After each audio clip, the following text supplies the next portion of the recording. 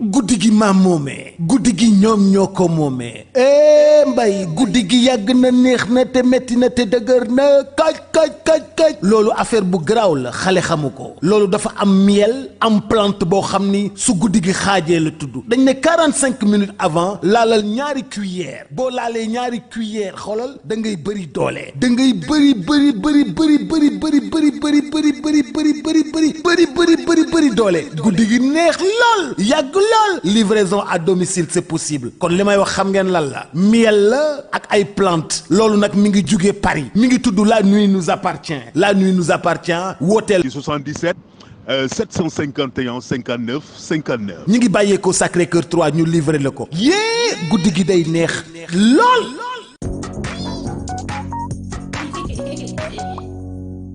Ravi de nous retrouver, amis fidèles internautes, vous qui avez choisi de nous suivre partout à travers le monde sur la chaîne des grands événements. VIP People TV, comme son nom l'indique, s'informer, juste et vrai, comme j'ai l'habitude de dire. Ça y est, abonné, vous l'en fassiez, buzz cloche de notification bi, ngir mën a jot yeneen vidéo en exclusivité am mbégte ak bànneex dellu si tey. En ce jeudi 7 août 2025 indi leen beneen numéro actu du jour xool li gën a fës ci xibaar ci bés bi ñu saytu ko taataan ko segg ko. Faram fàcce ko indi ko wisaar leen ko fii sur la chaîne des grands événements VIP People TV fi ñu koy tàmbale en ce 7 août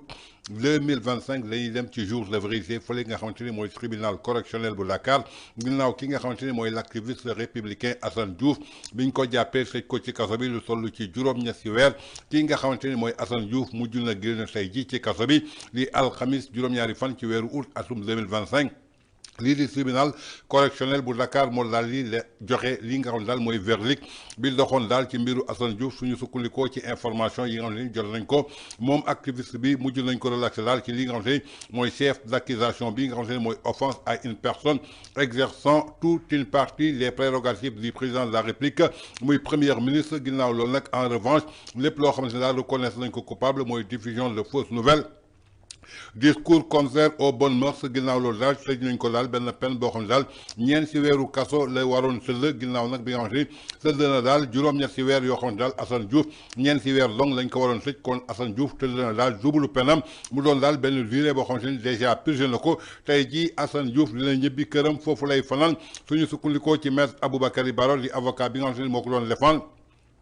ginnaaw nag bi ñu saluer li nga xam ne daal mooy décision bi nga xam ne juge daal na koy rendre jëmale ko daal ci li nga xam ne mën na retrouver li nga xam ne mooy njabootam li ci ëpp solo mooy juróom-ñetti weer yoo xam ne daal détenir nañ ko daal ci kaso ba ginnaaw nag ñeenti weer kese la waroon sëll suñu sukkandikoo daal ci audience bi nga xam ne mi ngi amoon fukki fan ak juróom-benn ci weeru juillet atum 2025 procureur bi daal dafa sàkkoon ñu tëj ko daal benn peine boo xam ne daal dina toll ci ñaari atu kaso yoo xam ne daal juróom-benn weer lay sëll kii di juge bi daal dàq na daal li nga xam ne charge bi taxoon ñu yóbbu ko instruction muy offense à une personne boo xam ne daal lay exercer ay prérogatives yoo xam ne daal yu président de la république la nee nañu loolu daal amul gis nañ nag depuis boobu ba tey ay nit ñu ngi leen di jàpp daal ci lu mel noonu di leen yóbbu kaso sous mandat de dépôt ku ci mel ni Moustapha Diakhaté gis nañ ko 51 jours de sëll alors que fukki fan ak juróom kese la waroon sëll kii di Assane Abdou Nguer tey mi ngi foofa ca kaso ba ñu yóbbu ko instruction kii nga xamante ne tey ji mooy Badara Gadiaga même cas lu waral tey jii nag ñu mën a sukkandiku daal ci ay débat yoo xamante ne tey jii mën nañ jàpp ni que daal fondewul benn yoon ndaxte accusation au chef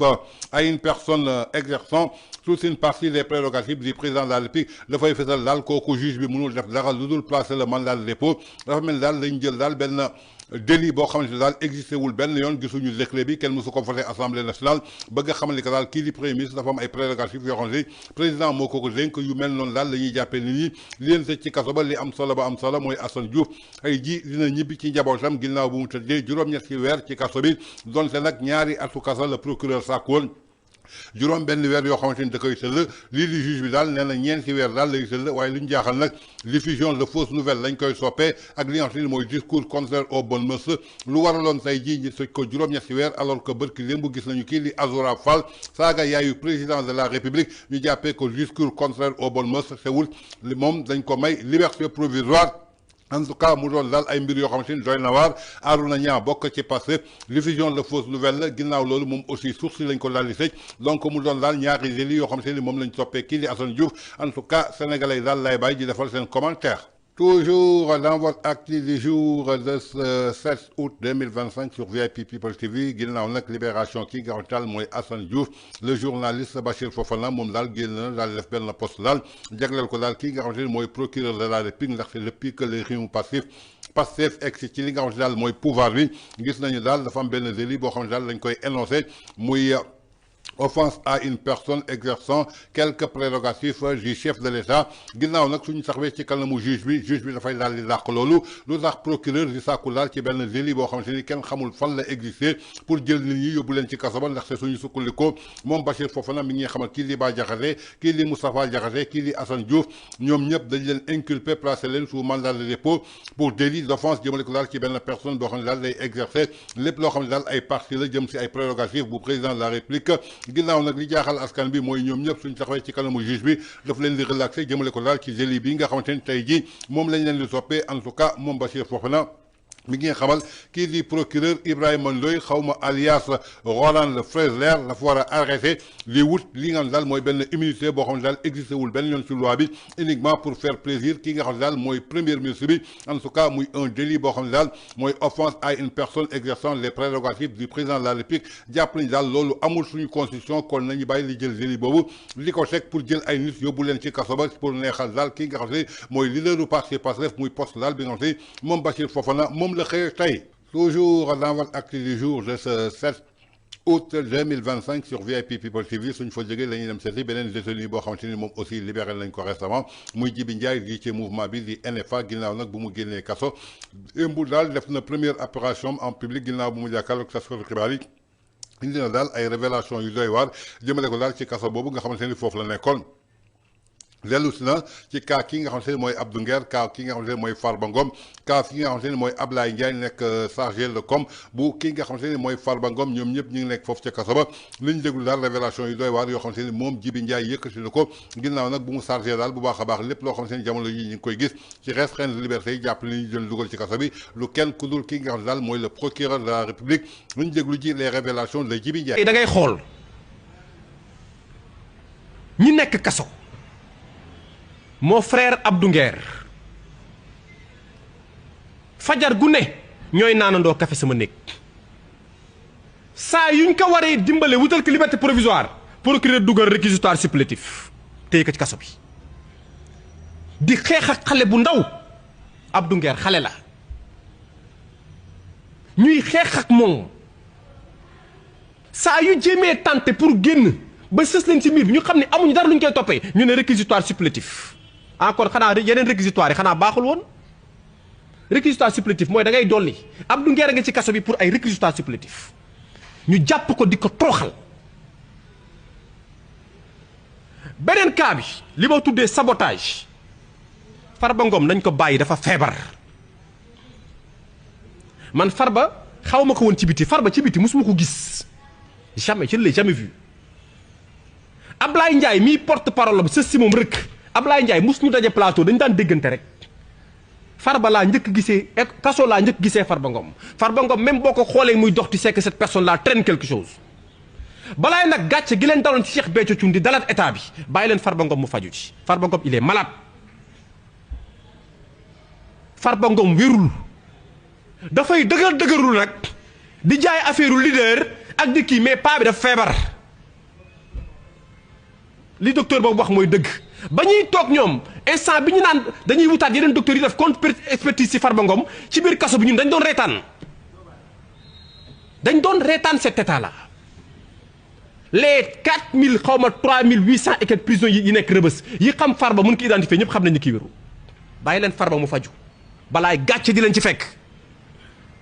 yenn yi politique jaru ko ak bëgg nangu mairie jarul yenn yi nous parlons de vie humaine Farba Ngom est malade je le répète et je persiste lépp lu dal Farba Ngom ci kaso bi état du Sénégal la na état bi jël responsabilité am te bu fi kenn nag débiné wu wala di jéem a làqatu ci ay gannaaw texte les textes sont clairs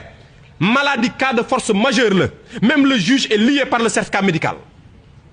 un juge est lié par le certificat médical un premier médecin a dit que Farba Ngom était souffrant bàyyi leen Farba Ngom mu faju ji man gis naa Farba ci kaso bi ki ma gis il traîne quelque chose Farba wérul sama baat ca kaw xaw ma Farba Ngom bokkuñu parti ànduñu ci politique musuma xam lu fu mu dëkk xaw ma ay doomam xaw ma daraam dëgg rek a tax may wax Farba daf feebar bàyyi leen Farba mu génn bu fekkee nag génn na fajoo pare bu la neexee ngeen dugalaat ko kaso mais Farba est malade tak rëbës gii amul faju rëbës amul faju de fii ma gis souffrance fa am na ma yàlla baal dee bu la ko yàlla nattoo wala torox parce que nag Sénégal tëj ñu nit pour redresser Sénégal pour tëju ñu nit pour changer loo ko Sénégal dañuy tëj nit pour toroxal ko loolu moo am rëbës kaso boo xam ni prisonniers yi du ñu liir prisonniers yi du ñu amuñu formation prisonniers yi jàngaluñ leen dara prisonniers yi kenn accompagné wu leen psychologiquement amul psychiatre amul psychologue yow daal duggal toog xaar duggal toog xaar loolu laa tuddee sabotage ñeneen ñi fa nekk ñoom Lat Diop ma koy nuyu ñoom le maire de Louga Diop Moustapha Diop ku mel na vraiment comment dirais-je encore le maire de Saint-Louis Mansour Diop Mansour Faye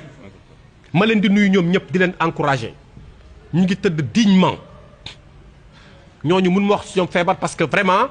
gisuma leen physiquement mais bu Farba moom nañ ci teel a jóg balaa muy ñaaw loolu laa am lu ma leen di wax aw ma sax conseil bu may jox état parce que man sama yoon nekkul ci état bi ñoo xam mais bakkan la dafa am njaboot loolu rek a tax may wax man état bii du ma ko conseiller seen défaite laay wër conseiller ma leen mais Farba quand même je tenais ma taxaw ci un prisonnier bu mel na Ablaye Ndiaye mi ngi ci kaso bi di booy Farba bu ñëpp xam quelqu'un comme Badara Gadiaga mi ngi ci kaso bi bu ñëpp xam defuñu dara jaay doole Ablaye Ndiaye mu laa mës a gis ko dugg kaso nekk fa chef de chantier mosuma gis loolu di fa tabax ay néeg yu kenn xamul loolu kenn mës ko gis ci histoire Sénégal lii état mënul la Ablaye Ndiaye def kaso mosuma gis prisonnier buy tabax néeg maa ngi koy soog a gis te fu ñu jaaxlee nag woowi Ablaye Ndiaye néeg yi Ablaye Ndiaye tabax biir kaso état du Sénégal mënu ko bokkul sax standard yi sax du benn Ablaye Ndiaye laa mës a gis mu wan ma néeg boo xam si biir kaso ma reconnaître que ni lii néeg la yeneen ni moom ay dégg naa ay mbaaru fas la woon kon nga xam ni ñi ñu tëj bonnuñu dañ leen jaay doole kon maa ngi gërëm bu baax Ablaye Ndiaye ci liggéeyam boobu mu def ci kaso bi ak taxawaay boobu mu am ci kaso bi ak vraiment macha allah esprit citoyen bi nga xam ne moo ko animé parce que bu ko neexoon bañ ko ci fekk mu ne dañ maa tooñ indi ma fii du ma jël samay moyens ak sama xam-xam ak sama expertise di ko jox état du Sénégal kon ñoom ñi ñu tëjee leen gën xëy na pour clore. kon ñoo ko déggandoo muy révélation yoo xamante ni Djibi Ndiaye def na ko ginnaaw bu mu génnee ci kaso ba mu jiite daal lii nga xamante ni maanaam mooy NFA ginnaaw nag Djibi Ndiaye bu mu duggee ci kaso ba liñ ko toppee woon daal mooy outrage au magistrat te Djibi Ndiaye jàpp na musul saaga benn magistrat ginnaaw loolu gis nañ daal li nga xamante ni moo nekkoon procès Bah Diakhaté benn nit bu tudd Alassane bu premier ministre ginnaaw loolu nag dafa daal di taxaw saaga carrément magistrat yi ne bés bu magistrat yi bàyyee kii nga xamante ni mooy Bah Diakhaté mu ñibbi mu yëkkati kàddu bu ñaaw teewul kooku mi ngi dox soxlam ginnaaw nag li nga xamante ni mu ñoo nekk ci kaso ba muy cas Abdou Nguer suba bu nekk ñoom ñooy naanandoo café Abdou Nguer doon xale bu ndaw boo xam ne procureur dafa taxaw pour xeex ak moom à chaque fois que Abdou Nguer dugal liberté provisoire procureur daal wut benn réquisitoire supplétif maanaam mooy wut beneen charge yi boo xam si daal ñu ngi koy teg ci kawam pour que desandi ko ci kaso bi en tout cas Abdou Nguer xale bu ndaw la deful dara tey procureur su taxawee pour xeex ak moom dafa mel ni nag li taxoon tey jii ñi jàpp ko loolu doyul ndaxte loolu su doyoon lu ñu wuti ay réquisitoire supplétif yoo xamante ne tey jii ñu ngi koy teg ci ndodam kon li am solo ba am solo nañu bàyyi Abdou Nguer mu génn ci kaso bi dem def liggéeyam ndaxte deful dara lu dul wax li nga xam si ne mooy xalaatam muy liberté d'expression kon liñ jàpp daal mooy jaay doole te ñoom du ñu mosal noppi ginnaaw nag bi nga xamante ni procureur wutul dara lu dul neexal ki nga xamante ne mooy leader au parti Pastef à chaque fois que daal mu gis koo xamante ne mi ngi wax loo xam ne dafa contraire ak bëgg-bëggam dinañ def tout daal wul benn alibi ba dugal la ci kaso bi kansa ka Farba Ngom nag bi nga xam ne dañuy naan dafa feebar moom Djibi Ndiaye nee na xamul Farba Ngom musu ko gis pour la première fois mu gis ko mooy ci kaso ba bokkuñu parti bokkuñu gis-gis waaye Farba Ngom bi mu gis ci kaso ba ñu gis ko ci kaso ba xam nañ daf feebar te place ku feebar maanaam mooy ñu génne ko ci kaso ba mu dem faju ji su wéree nag su leen dañ koy dugalaat ci kaso bi ñoom ñoo xam waaye jamono ji Farba Ngom place am du ci kaso ba ndaxte médecin mënul def diagnostic am ba indi ko ne leen Farba Ngom daf feebar nii dañuy def contre expertise Farba Ngom Ngom ñu defal ko compte expertise ñu xam ne que carrément kii daf feebar ñu bëgg ko maintenir ci kaso ba donc loolu dafay wundu tey ji que ñoom dañu am benn volonté daal di kii nga xam ne mooy Farba Ngom ci kaso ba alors que Farba Ngom képp ku nekk ci kaso ba gis ko li nga xam ne kii kat wérul nañ ko bàyyi mu génn ndaxte dara su ko dalee ci kaso ba dina doon gàcce boo xam ne responsabilité bi actuel régime bi ñoom ñoo koy porté ñëw na ci cas kii nga xam ne mooy Abdoulaye Ndiaye nekk chargé de communication bu Farba Ngom ñu tëj ko juróom-benn weeru kaso tey jii mi ngi foofu li fa liggéey bu am solo ginnaaw ay néeg yoo xamante ne sax tabax na ko ci biir kaso ba kaso bi ci boppam musul am genre néeg yooyu kon dañuy jàpp ay nit foog ne ay nit yu bon la ñu alors que dañuy amal njëriñ li nga xam ne mooy askan bi amal njëriñ li nga xam ne mooy société bi kantaan nag ñoom Lal Diop ak ñeneen yi lu ne lañu feebar ndaxte gisul ci ñoom feebar waaye kii di Farba Ngom moom Jibi Ndiaye xamal ni que dafa feebar carrément te kaso ba képp ku fa feebar kenn mënu la fa faj ndaxte sa bopp suy métti paracétamol sa biir suy métti paracétamol soo amee douleur paracétamol sa tànk su rëqee paracétamol te paracétamol mënul faj kenn mën nañu wax lépp ci kaso ba sëf kaso ba daal bërëbu fajukaay la kon kii di Farba Ngom nañ ko bàyyi mu ñibbi Abdou Nguer ñu may ko liberté provisoire ndaxte réquisitoire supplétif yi nga xamante ni procureur mi ngi koy indi toujours du dara lu dul mën ko maintenir ci kaso ba loolu nag tey dafa doon benn gàcce jëmale ko daal suñu wàllu justice ndaxte ay nit yoo xamante ni defuñu dara ñu bëgg leen téye ci kaso ba te à chaque fois suñu jàkkaarloog juge amaana peine bi ñu leen di daan dafay ëpp sax peine bi nga xam ne tëdd nañ ko ci kaso. toujours dans votre actu du jour le 7 août 2025 sur VIP People TV suñu jógee ci Jibi Ndiaye ginnaaw révélation yu mu def ci Farba Ngom la ñuy déglu ji ki nga xam ne militant sympathisant bu Farba Ngom la ginnaaw bañ ko invité ci plateau Mouhamed Diop foofu nga xam ne mooy ca Sen TV indi na daal ay révélation jàpp ne daal ki nga xam ne mooy Farba Ngom deful ñaari salaamaaleykum lu dul nekk otage ki nga xam ne mooy l'actuel premier ministre du leader du parti Pastef ndaxte lépp loo xam ne leader du parti Pastef mës na ko wax gëmu ko benn wax long la mës a gëm ci li nga xam ne mooy leader du parti Pastef wax na ko mu gëm ko ndaxte daf ko wax ba noppi daal di koy jëfee nañ ko déglu ci dellu si waat. Ousmane Sonko benn mbir la mës a wax ci àdduna mu doon dëgg ci bi ma ko xamee ba tey ñëw añam tëkk ñu Alaji Farba Ngom bi mooy dernière élection dinaa la jàpp tëj la def na ko loolu ma xam naa nekk na dëgg mais li ci des man bi mu taxawee Dakar Arena naan biñ ma jàppee tappale bi ma doon def deedeelu bi mu doon def feebar li ma doon feebarlu loolu yëpp ay tappale la dama leen doon wax jour boobu laa bàyyi Ousmane Sonko man parce que 80 personnes ñoo dee ci moom ci ngir moom ñu yàq fi lu ne ci réew mi mu taxaw foofu amul dara lu muy wax lu dul loolu yëpp te ñoom Aïda Mbodj ak ñeneen maire yu maget yooyu jaral leen dem ba Touba gis sëñ Mountakha ku toll ni moom wax ko di fa jooy ba sëñ Mountakha yëkkati tàndarma jox leen bu jamee nañ ko joxal dekete moom bu mu génne neen loolu lépp ay naxe mbaay la loolu rek mooy ñàkk respecté bu ñàkk a wormal sénégalais yi li ci tegu loolu bi mu ko waxee rek man laa pare ci moom Ousmane Sonko balaa muy ñëw dafa génne livre nekk solution man dama jàppoon ne bu ñu toogee rek à 2 mois solution boobu day tàmbali doxal même sax man sax daf may arrangé même bu ma àndul ak ñoom bu réew mi doxee daf may doxal parce que borom kër laa borom njaboot la bu mu doon jënd saaku ceeb ñetti junni ñoom bu doxee saaku ceeb di jar ñaari junni sama bénéfice la parce que bu ma ñëwee ci boutique bi di jënd duñ naan yow Pastef nga bokk 10 000 nga jënd kii bokkul Pastef 15 000 lay jënd bu doxee ñun ñëpp lay doxal mais nag solution bu ñu jógee solution indi ñu xaw ma vision 2050 léegi génn nañ vision 2050 mu ngi ñuy indil ay plan de redressement mais plan bi muy wax est-ce que def nañu diagnostic c'est-à-dire ban cabinet bu sérieux moo def étude boobu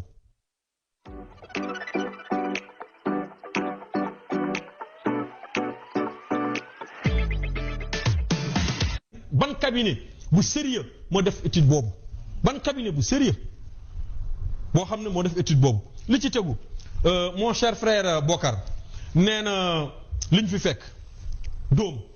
waa nag dañoo fekk réew mi en 2024 ñoom bi ñu koy jël nee nañu 4e sous-sol boo xam ne avec terre avec BRT avec stade Abdoulaye Wade avec des collèges avec des lycées avec université Assane Seck université boo xam ne Souleymane Niang bu Matam bu nekkoon en chantier te ñoom dañ ko arrêté avec université Sine Saloum avec hôpital de Touba d'infrastructure hôpital de Tivaouane bu ma naree lim fi la ñuy yenn léegi nag fi ñu ko fekk ñoom bi ñu fiy ñëw ñoom fekk nañ presque à 99,7% ci jamono yi jëm si yàlla Moustapha Ba bi mu doon def kii bi prestation bi kii bi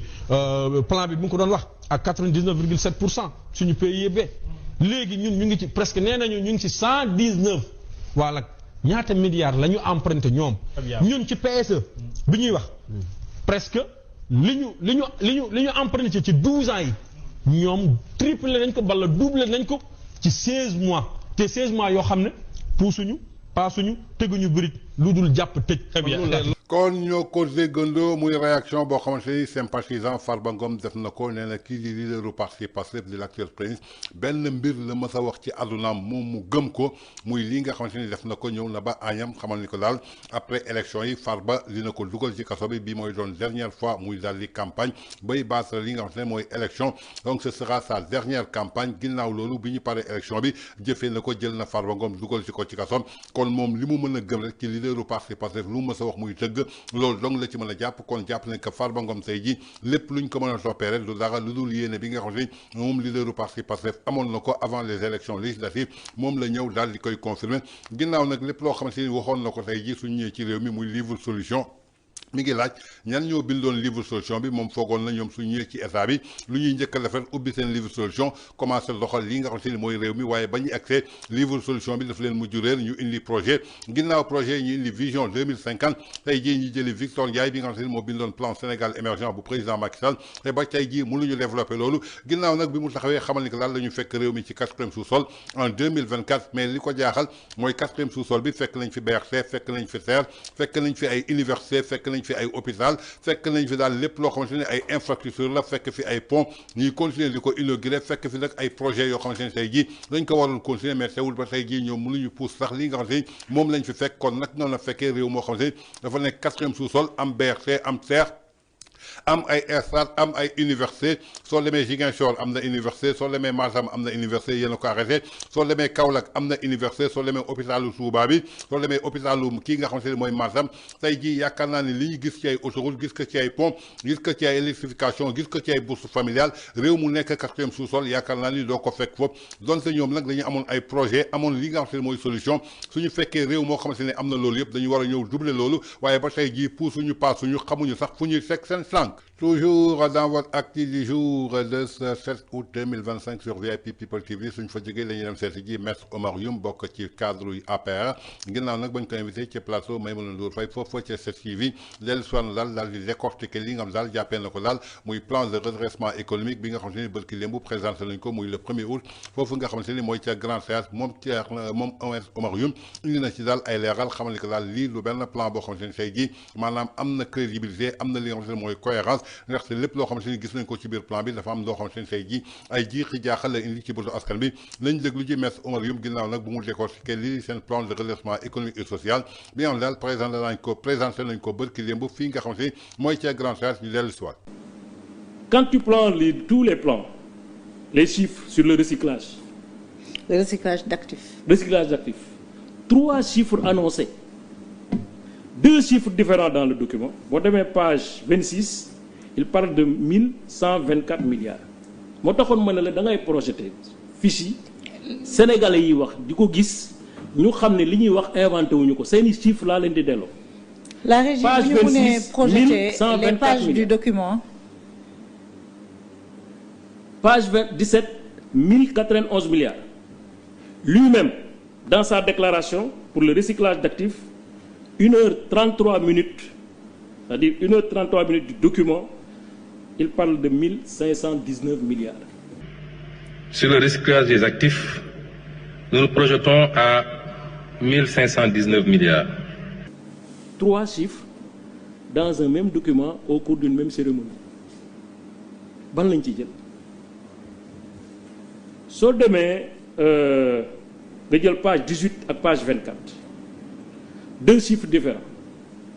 tantôt c'est 1062 milliards mooy les recettes fameuses recettes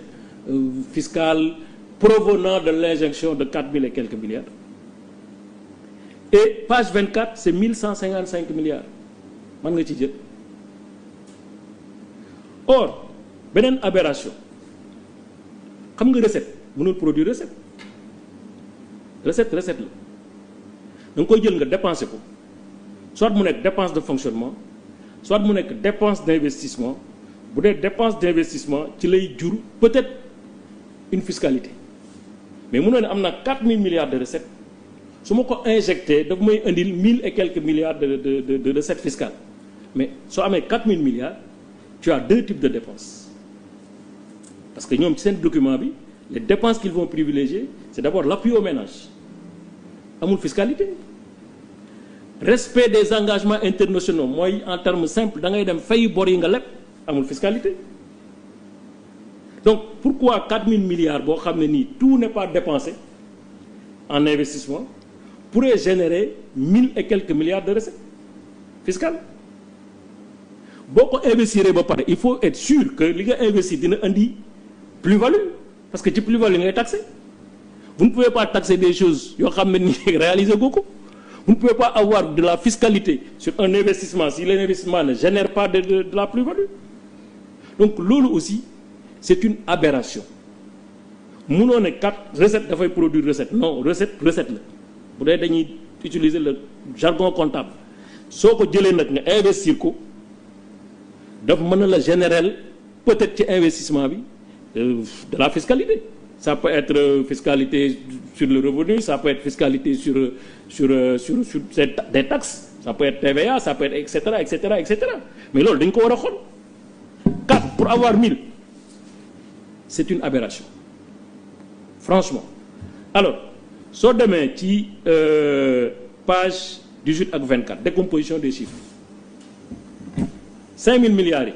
nga xam ne d'ailleurs am na variable dinaa ci ñëwaat parce que des fois c'est 5000 des fois c'est 6000 pour li nga xam ne moom 1000 milliards et quelques yi ngay jëlee ci recettes fiscales ils disent à la page 18 ça va être 298 milliards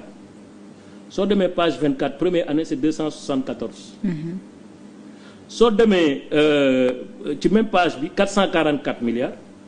soo demee page 24 ça va être 482 milliards 375 milliards pour les mêmes postes hein,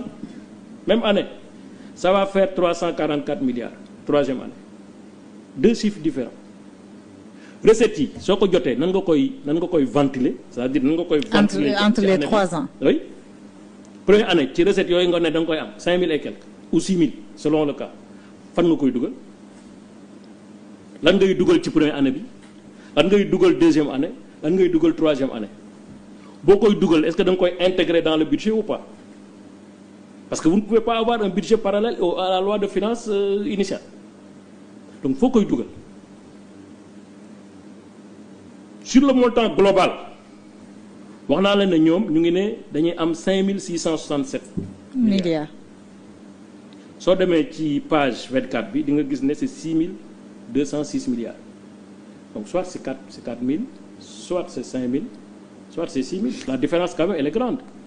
entre 5600 et 6200 c'est presque environ 500 milliards qui flottent ban la au total mu ngi nii point 6 au total les ressources du plan de redressement sont projetées à 6206 milliards 458 597 523 francs CFA sur une période de 3 ans. Et dissonance yi ngay relever qu'est-ce que ça révèle d'après yow? Ça révèle l'impréparation et l'improvisation. Mais ce rapport est préparé ça révèle le caractère erroné des chiffres par des services de l'État. Ban service de l'État kan moo ko signé plan bi fan nga ko gis plan bi on a vu que la projection PowerPoint on n'a pas vu le plan ni sur le site du ministère de l'économie ni sur le site de la présidence encore moins mais bu lu parewul loo koy présenter parewul respecte les Sénégalais xaar ba mu pare un document qui va circuler à travers le monde ñu ne ay ak fonctionnaire ak premier ministre moo ko présenté mais franchement il faut être sérieux kon ñoo ko déggandoo muy révélation décortiquage bi nga xamante ni maître Oumar Youm cadre APR décortiqué na ko li nga xamante daal mooy lépp loo xamante ni indi nañ ko ci seen plan soo demee ci recyclage boo xamante daal ñëw na ci seen chiffre jëmale ko daal ci wàllu actif bi dañu annoncé ñetti chiffre waaye ñetti chiffres yi soo demee da ngay fekk ñaari chiffres yi bokkuñu ndey ak baay donc loolu lay indi jiixi jaaxa jëmale ko tey jii ci lépp loo xamante ni wax nañ ko ndaxte soo demee page 26 li nga gis 1123 milliards yi nga xamante ni annoncé nañ ko ginnaaw bi ñu ñëwee ci recettes yi nga xamante ni annoncé nañ ko ci 278 milliards nga ñëw ci li nga xamante ne tey jii mooy beneen chiffre bi ñu indil la 444 milliards ñëwaatal la ci beneen bi ñëwal la ci 374 milliards lépp soo ko boolee mu doon daal ay ressources sociales yu ñuy estimé à 5667 milliards kon ñoom tey jii ba tey jii li ñuy présenté askan bi amul dara loo xam ne maîtriser nañ ko ba xam ko donte nag ay nit la yoo xam ne ñu ngi yëngu ci wàllu inspection des impôts et domaines waroon xam luy tax ndagam ci ñoom li ñu gën a xam muy seen compétence seen formation lu ñu jàng la ñu mën a joxe ay chiffres yu exact naka la ñu mën a redresser économie Sénégal bay dugg ci wàllu social ginnaaw nag bi nga xam ne plan de redressement financier la ñu indi askan bi bëgg a jëlee xaalis ci askanu Sénégal ci ay taxes yoo xamante ni ñoom li ñu jot a am ba tey jii mënuñu ko sax résolver ginnaaw nag bi nga xam ne réew mi neexoon na li nga xam ne mooy seen budget 2025 soo xoolee li ñu nattoon daal jëmale ko ci ay recettes mujj nañ ci wàññi 260 milliards naka la ñu mën ñëwee le 1er août 2025 bëgguñu présenter loo xam ne tey jii ñoom ci seen bopp maîtriser wuñu ko du dara lu dul nag li nga xam ne tey jii maanaam mooy discours boo xam ne discours populiste la benn discours boo xam ne mënul yóbbu Sénégal ci benn redressement économique ni un redressement social. Toujours dans votre acte du jour de ce 7 août 2025 sur VIP People TV suñ jógee ci maître Oumar Youm dañuy dem seeti ji Madiambal Diagne ginnaaw bañ ko invité démb ci émission Sen Show bu Sen TV indi na daal ay révélation ginnaaw plan de redressement économique bi nga xam ne premier ministre daal na koy annoncé daal di invité peuple sénégalais bi ñu daal di sakk seen biir wàññi li nga xam ne tey jii maanaam mooy seen dépense pour que daal ñu mën a économiser xaalis bu bëri pour que ñu mën a redresser suñu économie ak li nga xam ne tey jii mooy suñu ay activité sociale ginnaaw loolu nag ñoom ñi nga xam ne tey jii ñoo nekk ci bopp réew mi amul benn yoon boo xam ne wàññi nañu li nga xam ne mooy seen train de vie ba noppi bëgg a sàkku ci askan bi pour que ñu wàññi seen train de vie en tout cas mu doon daal loo xam ne àndul ak cohérence àndul ak concordance parce que ki bëgg a wàññi sa train de vie tey jii soo waree voyager dem Turquie mën nga dugg ci avion commercial yi waaye gis nañ ko dem bu muy wàccee ci Turquie jëlul jet privé bi waaye lii di avion présidentiel la jël lancé lañ ci def ci kérosène li nga xam ne mooy droit de stationnement bi nga xam ne dafay taxaw ci aéroport ba ñaata fan la fay def alors que démb la dem muy le 6 te fa la ñuy nekk ba le 10 muy juróomi fan yoo xam ne tey jii Sénégal dina ñàkkaat alal ju bëri nañ déglu ji les révélations de Madiambal Diagne dellu si waat. dafa naqari dañoo war a takk suñu biir wala dañoo war a wàññi suñu ay bëgg-bëgg. yow président de la république wala premier ministre nga continuer na nga doon dundee démb ak bëgg dem bañ jàppee ne réew mi neex na nga wàññiwoo ci dara nga bëgg a gëmloo nit ñi ne réew mi neexul dafa naan day metti da nga wax fii ay fonds spéciaux tey président de la république boo xoolee seen documents yi nga xam ne moo nekk ministère des finances ku dugg seen site di nga ko gis Bassirou Diomaye Faye ñi ngi koy nattal at mu nekk fukki milliards ak benn ci fonds politique premier ministre Ousmane Sonko ñu koy nattal at mu nekk juróom-ñaari milliards ci fonds politique. muy ñaar fukki milliards Sénégal mosut am boobu niveau de dépense ci ay fonds politique mosul àgg foofu. wax day am seede. Abdou Diouf bi mu fi jógee fonds politique mu ko bàyyi woon 1 milliard 800 ci nguuru Ablaye Wade la àgg 8 milliards kenn mosul dégg premier ministre de daal milliard fonds politique bu milliard. Macky Sall bi mu fi ñëwee fonds politique mi ngi àgg 8 milliards 9 milliards kooku mi ngi statistique yaa ngi fii. ku mu neex nga xool ko. bien sûr. Ousmane Sonko bii tey ñu jox ko ndaggal 9 milliards Amadou Ba la remplace Amadou Ba musta administré wala mu gérer fonds politique bi mu nekkee premier ministre Macky Sall loolu ku mu neex nga vérifier ko kon nguur gi doon dox jamonoy Macky Sall jamonoy Ablaye Wade jamonoy Abdou Diouf te premier ministre amul fonds politique wala amul fonds politique yu toll noonu. kon tey lan moo fi war a xaw lu bees lu ñu war a nattalee Macky Sall Ousmane Sonko wala premier ministre Ousmane Sonko wala président Bassirou Diomaye Faye lu toll noonu. mooy laaj bi sampo loolu. laaj la. mais li tax ma ni nguur gi wàññiwul dara ci dox yi leen di bu bakkaneem. kañ la fi mas a gis premier bu voyagé ay vol privé ay avions spéciaux di ko loué daawul am démb ak bërki démb kon boo nee réew mi naqari na réew mi neexul ba pare yow au lieu que nga dem jël billet d' avion de ligne voyager normal yi avion spécial ngay voyager. ñu xam ne yaa ngi koy dund ak askan wi sax. kon ñu xam ne yaa ngi koy bokk ak askan wi. kooku exemple la. c'est ça doo dégg tey. président premier ministre nekk ko fi Ousmane Sonko. avion présidentiel la voyagé dem Turquie. ah oui. ah mais oui avion présidentiel la voyagé dem Turquie kon est ce que kooku mu ngi yaxanal est ce que kooku mu ngi dépensé. c'est ça ci premier ministre. ci premier ministre man contre ma sax mu dem ak avion présidentiel moo ëpp économie. moo gën a ëpp yaxanal. këy sax dem loué ji avion bi ñu daan faral di loué demee ko Chine. wala demee ko Burkina Faso xaw ma Abidjan. wala demee ko Conakry wala demee ko Monrovia wala. waaye pour yaxanal mënoon na jël billet d'avion rek dugg ci avion. surtout am na vol direct quand même. Turkish Airlines Dakar Istanbul. oui avion yu bakkane lañu. defe naa avion présidentiel bu ko yóbbulee dara te war ko xanaa lal ak néeg booy sangu ak douche la avion présidentiel am te avion yële amuñu ko. ci volu 7 heures 8 heures de temps. donc kon yaakaar naa dafa war a commencer ci gouvernement bi. parce que boo déggee ñu ni par exemple dañuy ay subventions fooy man ma énergie par exemple mooy lan. kon yaakaar naa ni ñoo ko déggandoo muy révélation yoo xamante ni Madiambal Diagne indi na ko jëmale ko daal ci discours bi nga xamante ni moom premier ministre yëkkati na ko nee na dëkk bi dafa naqali lañ nekk ci crise économique foog askan bi wàññi lu ñuy dundee sakk seen biir loolu suñ ko bëggee foog ñu njëkkee ko ci ñoom alors que ñoom nañu daan dundee bi réew mi di neex ba tey jii noonu la ñuy dundee ndax tey jii soo demee ci budget état du Sénégal bi nga xamante ne nasal nañ ko kii di président de la République nasal nañ ko fukki milliards ak benn yoo xamante ni ay fonds spéciaux la muy fonds politique lu bokkul ak seen salaire muy xaalis boo xamante ni lu leen neex ñi def ci su leen neexee ñi saal ko su leen neexee ñi maye ko kenn du leen ci laaj kon soo demee fële nga xamante ni mooy primature nasal nañ ko juróom-ñaari milliards moom mi di premier ministre ba tey jii nu mu doon dundee lépp noonu lay dundee tey wàññiwuñu dara ci li nga xamante ni tey jii mooy fonds spéciaux yi naka nga bëgg a ñëwee tey taxaw ak sa askan nga leen di laaj daal nañu sakk seen biir alors que yow mi nga xamante ni yaa jiite sakkoo sa biir càngaay nag ku koy déglu dafay fekk yow nga njëkk a sangu askan bi daal ñoo war a ubbi seen bët taxaw xam ne que carrément ñii dañu falu uniquement pour nguuru jël askan bi bëgg leen rey lépp loo xamante ni ñi ngi koy jëlee ci taxe ak ay impôt di ko yokk ci askan bi ñoom wàññiwuñu dara ci li nga xamante ni mooy seen train de vie ndaxte suñu bëggoon wàññi seen train de vie yaakaar naa ni tey jii am na ay agence yoo xamante ni ne woon nañ depuis le mois de juin dañ koy cumuler ñi ngi tey jii ci mois d'août ba tey jii kenn cumulé wu ko gis nañu tey jii li nga xamante ni mooy seen fonds spéciaux ba tey jii ñi ngi ci gis nañu seen voyage yi suñ koy def suñu jëlul jet privé jël nañu avion présidentiel alors que tey jii mënoon nañu dugg daal ci li nga xamante ni mooy vol spéciaux yi mu doon daal ay révélation yoo xamante ni moom Madiambal Diagne indi na ko ginnaaw nag bi nga xamante ni moom premier ministre neen daal na Sénégalais yi sakk seen biir moom nag mi ngi koy laaj tal moo ko teree moom mu takk biiram balaa Sénégalais yi di sakk seen biir toujours dans votre acte du jour de ce 7 août 2025 sur VIP People TV suñ fa jógee la ñuy dem seeti ji docteur Serigne Modou Bousso Dieng ginnaaw moom aussi ci plan de redressement économique bi def na ci daal ay jàngatam génne ci daal ay décortiquage yoo xam ne daal jàpp ne que daal que lii nga xam ne moom lañ ñu présenté barki lémbu ca Grand Théâtre par le premier ministre de la République du Sénégal du dara lu dul benn naxe mbaay boo xam ne dañu bëgg a nax askanu Sénégal nañ déglu ci la réaction de Serigne Modou Bousso Dieng leer l'histoire dina yegsi ci dëkk bi loolu aussi mën nañ jàpp ne nouvelle bu neex la de wala nga bu ma ko de xam nga de manière générale waxi Sonko duma ci dóor sama doom su fekkee ne mooy Sonko bi ne woon bu toogee jën yi dana bari ba dañ koy sànni bientôt gis nga fi loolu yaa booy temps Ablaye Wade 250 doon jar léegi mu ngi 350 yaa booy dafa yokk jën yi ñu doon wax naan bu ñu arrêté kiiw géej gi ana jën yi est-ce que yaa ngi koy gis fan la ñuy sànni ay jën je pense que ça am gis naa xamu Pape Diouf xuma ku ne Sonko en tant que bon comédien mais parfois loolu laa ko xoolee ree damay jàpp ki ne woon essence warul gën a yomb Mali tey jaar fii di dem Mali est-ce que bi mu fi nekkee ba léegi essence dafa wàññeeku est-ce que gasoil dafa wàññeeku c'est ridicule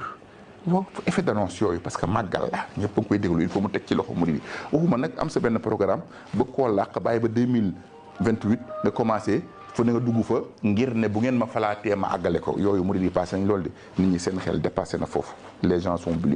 plus intelligents que ça donc voilà gëmuma ko parce que suñ référé ci waxam ñu fi waxoon amul du dëgg kon ay waxam duñ ko gëmaat donte nag Touba su ma sañoon programme boobu àgg fii ba beneen àggaat fi beneen àggaat fi beneen àggaat fi parce que lépp lu ñuy defal Touba rek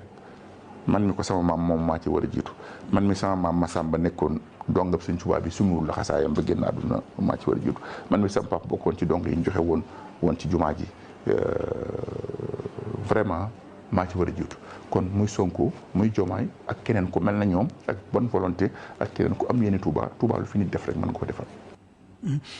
ñu des ci mbirum premier ministre Ousmane Sonko ci ayu bés bi mu jël kaddu daal di dévoiler loolu ñu dippee plan de redressement ngir jooyanti nee nañu koomu réew mi nga xam ne ni dañ koo fekk mu sooxe lool plan de redressement boobu nag ñu bëri am nañ ci taxawaay yu bëri te wuute am na ñu jàpp ne taxe yi day diis loolu jëmale ci askan bi kii ni mel am aussi ñu gisee neneen yow nan nga gisee plan de redressement boobu ak ban jàngat nga ci def. waaw je t'en pas grande chose fu ma toogee solution bi ñu amoon ñoom avant ñu agsi ci réew mi fonctionné wul plan Sonko Diomaye fonctionné wul 2 ans teguñu xeer àggale wuñu dëkk bi gën a naqari dëkk bi gën a metti mu ne FMI dañoo xoj di kan day redressé il veut 5563 milliards pour 3 ans ci ay taxes yërëm naa Sénégal te yow mënoo yokk courant boo ko yokkee fu ñu jëm ndox boo ko yokkee fu ñu jëm ceeb maanaam consommation de base de manière générale mooy ceeb diwlin tout ça boo ko yokkee fu ñu jëm yow loo fi yokk kon xanaa kon commerce bi mooy maanaam flambé de manière exceptionnelle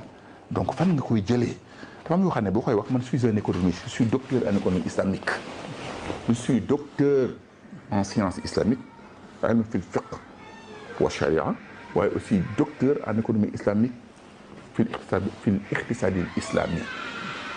xam naa bu baax lan mooy économie lii yëpp waxoon nañ leen ko depuis 2 ans ñu ngi koy wax saa bu ñëwee seen effet de annonce ak ay saagakat mujjul fenn rien amuñu xam-xam bu def loolu Ousmane Sonko amul xam-xam bu redresser Sénégal économie Sénégal mënu ko amul relation bi amul xame bi amul reconnaissance boobu ci bitim réew joxuñu ko respect boobu considéré wuñ ko amul relation internationale boobu amul carnet d'adresse boobu comme ni ko Macky Sall amee woon pour mën a dimbali Sénégal Sonko am ko metti na lan moo tax Sonko mënul jubóog FMI lan moo tax Sonko mënul jubóog les autres institutions financières internationales parce que son discours d'abord fait problème son comportement fait problème il est limité aussi en même temps intellectuellement li ñuy bañ donc voilà le problème te it ubbeekuwul ngir jëflanteeg Sénégalais yi nekk cadre parce que ñoom Sénégal dafa nekk cadre ñoom li ñuy bañ mooy borom juddu soo dee déemu diw saaga lañ xam ci yow soo dee cadre jàngkat ñëw diplôme fenkat yi taxaw diw amul lii diw amul lii diw amul lii wax détail yu ñàkk fa de yooyu comprendre nga xamuñu ne ku am nangam kooku université yee koy certifié mais du fenkat booy toog ci plateau naan diw am na am ko donc su fekkee ne Sonko foofu la basé ak ci comédiens yi mais fu Sénégal jëm Sénégal ay comédiens yi ko mën a développé ay comédiens yu manqué respect sax yoo xam ne ñuy wax mooy toog di saaga wax lu bon ak ñu leen di fay ñuy dal ci kaw gor yi mais loolu fan la jëmee Sénégal malheureusement c'est vraiment c'est le cas Sonko nulle part mënu fa yóbbu kenn tous dara beneen bii mooy encore beneen slogan maa ngi xaaral 2000 fin 2025 beneen slogan 2026 beneen slogan 2027 mais jusqu'à li kii waxoon ni dinañ leen rey ci waxtu ñu fi def dara mais pas encore bientôt 2 ans mais il y a encore absolument rien. kon ñoo ko déggandoo muy xalaatu docteur Serigne Modou Bousso Dieng jëmale ko daal ci li nga xamante ne mooy plan de redressement économique et social bi ñu premier ministre présenté le 1er août moom jàpp ne que daal du dara lu dul benn faux plan de redressement économique et social ndax ces plans soo koy présenté jëmale ko ci économie da nga war a wax ci économie war wax ci waxu social mais waxuñu ci benn yoon ndax c'est moom jàpp na que moom en tant que docteur Serigne Modou Bousso Dieng waxu kii nga xamante ne mooy leaderu parti Pastef lu sax mu dóor ay doomam ndax c'est amul dara lu mu ci gëm ndax c'est lépp lu mu mës a wax askan bi amul dara loo xamante ne moom sëñ Modou Bousso Dieng teg na ci bëtam ndax c'est fii la taxawoon ne bés bu ñu ñëwee nii nga xamante ne mooy nappkat yi suñu nappee seen jën maanaam dañu am sax problème am ku ñu ko jaay alors que lii nga xamante ne mooy yaabooy bi li mu doon jar ci Ablaye Wade jar ko ci Macky Sall tey ji la gën a cher ana li mu doon wax fan la ko teg ana livre solution bi nga xamante ne proposé woon na ko Sénégalais yi ana lu mu waxoon ci pétrole bi ana lu mu waxoon ci fer bi am na lu mu waxoon ci gaz bi ana lu mu waxoon tey ji ci fonds spéciaux muy fonds politique yi suñu ñëwee dañ koy dakkal ana lu mu waxoon ci criminaliser loi bu jëm ci wàllu góor jigéen est-ce que ba tey ji yéy na ci yàbbi kon jàpp ne daal li ñu présenté barki démb du dara loo xam ne lu dul un faux plan de redressement économique ndaxte lépp loo xamante ne tey jii wax nañ ko ci ñoom biñ fi nekkee ba tey teg nañ fi daal ay plan yu dul jeex ginnaaw livre solution projet président Bassirou Diomaye mooy leaderu parti Pastef mooy président Bassirou Diomaye Faye vision 2050 kon tey su ñëwee indil ñu plan de redressement économique et social alors que ñoom xeex teguñu ko fi amul dara loo xamante ni gis nañu ñu teg ko ci ginnaaw ñaari at yoo xamante ni teg nañ ko fi bëgg a muñ loo askan bi lu toll ci ñaari at ak genn wàll yaakaar naa ni seen bopp la ñuy naxuñu askan bi ndaxte mënoo jël sa askan yugal leen ci ndóol ba pare bëgg leen muñ loo ñeent at yoo xamante ni amul dara loo xamante ni teg nga ko seen bët ba noppi bëgg saa fan solo man mii kat li ma leen waxoon dama fekk réew mi yàqu kon tey jii pour que mu mën a liggéey foog ngeen jox ma 2e mandat Olof Ndiaye nag nee na ki nga xamante ni daf la lig ndékki joxu la ko mu bëgg la lig añ nga toog di ko xaar soo fa lekkee yow yaa fa lekk sa bopp en tout cas daal mu doon révélation yoo xamante ni docteur Serigne Modou Bousso Dieng indi na ko daal ci faux plan de redressement bi nga xam ne daal barki démb présenté nañ ko amul dara loo xamante ni gëm na ko ci rax ci loolu nag ki nga xamante ni moo ko wax moom nee na kooku ay waxam jarul muy dóor ay doomam toujours dans l'actu du jour de ce 7 août 2025 sur VIP People TV suñ jëkkee si docteur Serigne Modou Bousso Dieng la ñuy dem seetli ji Malick Thiandoum foofa ca TFM ginnaaw nag bi nga xam ne moom mii di premier ministre ginnaaw bu muñ ko joxee lii nga xam ne daal mooy chef du gouvernement ak lépp loo xamante ni soxla woon na ko askan bi daal koy jox lii di Malick Thiandoum daal dafa jàppale daal déception la am à chaque fois que mu génn daal day yëkkati ay attaques di ko teg ci ligne nit koo xamante ne nag ñëpp nga xulool su yàggee war nga xoolaat sa bopp ndax est-ce que yow yaa sikk wala sikko nañ déglu ji les révélations de Malick Thiandoum bi nga xamante daal ratewul benn yoon ki nga xamante ne mooy leader bu parti Pastef. du ma sori je pense que nit boo demee ba am problème ak ñëpp mere ñëpp war ngaa xoolaat yow sa bopp parce que ñëpp mënuñoo bokk sikk aujourd'hui li xew mooy Ousmane Sonko dafa attaqué ñëpp société civile parti politique président de la République ay ñoñom yi nga xam ne ñoom ñoo nekk ci biir parti bi la presse bàyyiwul kenn boo demee ba am problème ak ñëpp c'est parce que yow yaay problème bi et aujourd'hui le problème bi am c'est pas un problème d'autorité parce que tey bu fekkee ni da nga dige loo mënul da ngay dem ba mere sa bopp la vérité c'est que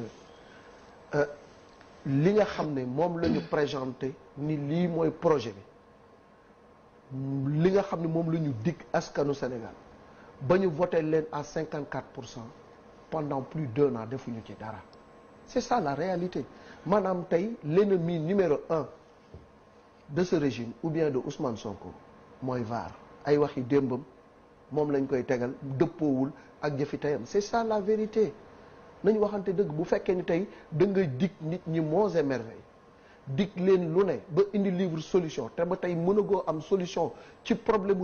réew mi di dellu ginnaaw crise sociale crise économique crise à tous les niveaux mënoo fexe ba régler ko effectivement di nga mer te booy mer waroo mere kenn sa bopp nga war a mere parce que yaa dige loo mënoon c'est ça la vérité aujourd'hui ce qui se passe est d'une extrême gravité li nga xam ne moom la Souleymane wax léegi parce que on ne peut pas nga laaj réew ñu jox la ko à 54% nga laaj assemblée nationale ñu jox la ko avec une écrasante majorité jox la lépp lu nga xamante ni tey mooy jumtuwaay boo war a jëfandikoo pour liggéey réew mi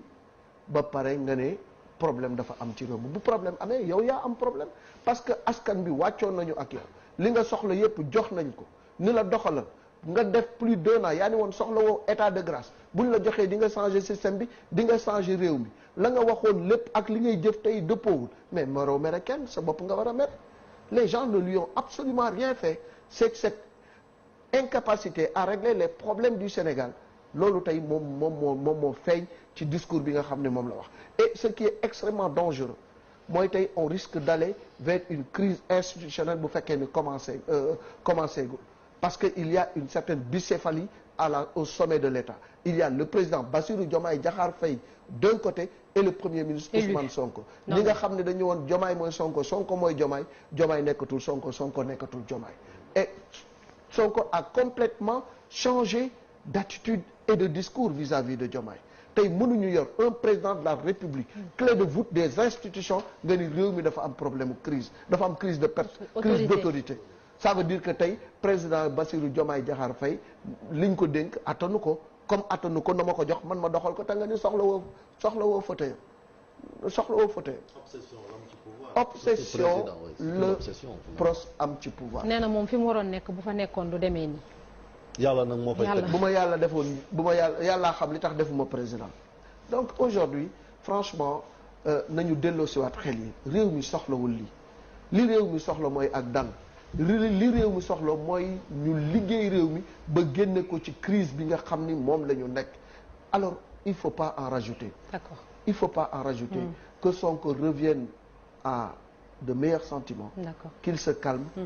parce que bu fekkee ni ñëpp say noonu lañu kon yow sa bopp yow yaa am problème. merci beaucoup. kon ñoo ko déggandoo muy le journaliste Malick Thiandoum bu TFM moom daal nee na lu ci sore nit soo demee ba nga xamante ne da nga xulóog ñëpp am problème ak ñëpp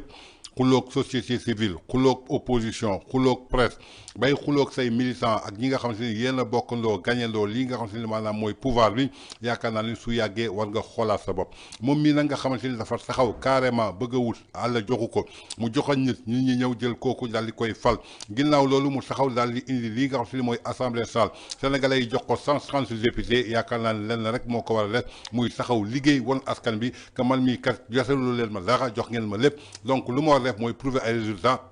mais doo fi nekk li xuloo suba ngoon guddeeg bëccëg bëgg a nekk ci ay discours yoo xamante ni amul benn rendement nekk ci ay féesante yoo xamante ni amul askan bi benn rendement ku wax nga menacé say ji soo demee ba nga xamante ni yaa ngi xeex li nga xamante ni mooy médias yi bay interdire say nit ñu dem ci ay plateau de télévision lu mel ni CFM alors que say ji su woon CFM lu ngeen egg ci au pouvoir CFM joué benn partition bu mag a mag jëmale ko ci say ay cadres say militants seen communication doon fa jàll ku gërëmul nag ñamul daaw maanaam pour nga ginnaaw loolu nag Malick Thiandoum daal amul benn yoon boo xamante ni ki nga xam ne mooy leader du parti Pastef ginnaaw nag bu mu ko remee saxee ci place am ci coow lu bëri wax ju bëri ji ak xuloo jeeg laaga sant bi nga xamante ni chaque jour su yëkkatee cadre ren am na ñoo xamante ni attaqué na leen lu magistrat lu société civile lu la presse lu l'opposition lu ay chroniqueur lu ci sax ñi nga xamante ni tey ji ay alliés la ñu di ay militants ñëpp bàyyiwu ci gan na xoolaat bopp bu baax a baax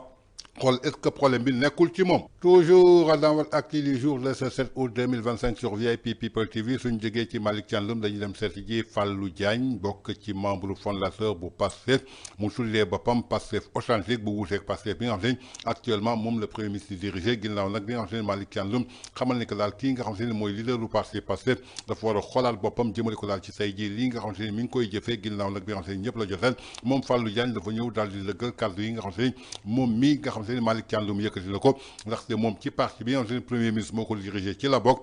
ginnaaw loolu nag mi ngi koy xamal sax ñu bëri ñu bokk ci biir parti bi ñoom ñëpp dañu am déception am gàcce jëmale ko ci tey jii li nga xam ne moo taxoon démb ñu soobu woon ci xeex bi ba andi Pastef ci bopp pouvoir bi nañ déglu ji les révélations de Fallou Diagne dellu si waat même ñi nga xam ne tey au sein de Pastef lañ nekk koo ci waxtaana da ngay xam ni kii am na déception gàccee ko jàpp mënu ko wax taq na ci ba pare mënul dellu ginnaaw te loolu du yëfi jullit un bon croyant muy jullit muy catholique muy ku mu mënti doon da ngay am maanaam grandeur boo juumee xam ne da nga juum du dëgg te loolu mooy defar réew yonent bi sallallahu alayhi wasallam da daan toog ak sahaaba yi wax benn programme teg ko ñu ne ko bu fekkee wahyu la ñu ànd ci bu dee sa xalaatu bopp la ñu waxtaanee ce qui veut dire que ni nul n'est indispensable donte moom il est indispensable moom mooy daj dëpp gi du dëgg mais li ma bëgg a wax mooy tey la jeunesse patriote ak yenn cadre yi nga xam ñoo nekk Pastef tey man dama jàpp ni ñoom ñoo trahir Sénégal ñoo trahir Pastef c'est le Pastef altéré mooy Pastef bi nga xam Pastef falsification la Pastef bu ñu détourner intention yi nga xam ne ak programme yi nga xam ak yéene bi mu amoon pour Sénégal Pastef boobu tey moo fi nekk moo tax tey ñu ñëw au pouvoir commencé démarrer li nga xam ni mooy seen programme dem ba ci biir indil ñu référentiel 2050 te référentiel 2050 boobu PSE rek la du leneen Bougane démontré ko du dëgg ñu ñëwaat dem te bi mu koy def yooyu yëpp bi ñu koy def sénégalais yi artu nañ leen man je vois chaque jour Yoro Dia di génn naan ko Sénégal amul problème politique problème économique la ñu am n'est-ce pas borom xam-xam yëpp wax nañ ko alerté nañ mais loolu premier ministre xamoon na ko waaw mais day braqué bi ñu wootee dialogue bi day braqué carrément amuñu problème politique problème économie dañu am mais d'accord te fësal na ko bu mu demee ci dialogue bi jëlul kàddu mais foofu boo xoolee sax da ngay xam ni problème ak ñu Diomaye yàgg na parce que foofu la njëkk dédirer le président de la République parce que président mënul woote dialogue moom mu wax loolu kon li feeñ tey nuyoo woon na ci ngoro